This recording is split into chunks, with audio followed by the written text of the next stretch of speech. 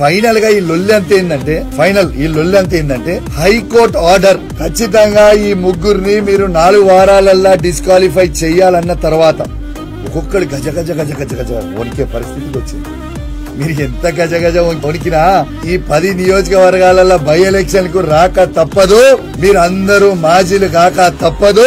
ఖచ్చితంగా మళ్ళా ఈ 10 నియోజకవర్గాలలో మా ప్రతి బీఆర్ఎస్ పార్టీ కార్యకర్త కష్టపడి మళ్ళా కేసీఆర్ గారి నాయకత్వంలో బీఆర్ఎస్ పార్టీ జెండాలు ఈ 10 నియోజకవర్గాలలో ఎగిరేయక తప్పదు.